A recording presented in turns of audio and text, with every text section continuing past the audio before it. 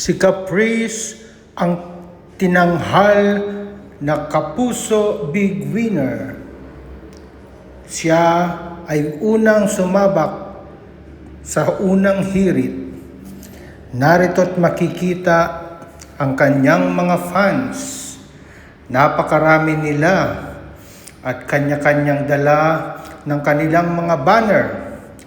At nakikita natin na merong nakalagay na Cup Hit, Cup Go, at kung ano-ano pa.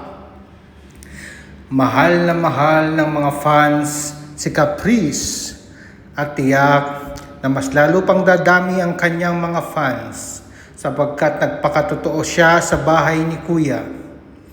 Kitang-kita ang saya ng mga fans habang si Caprice ay kanilang pinagmamasdan.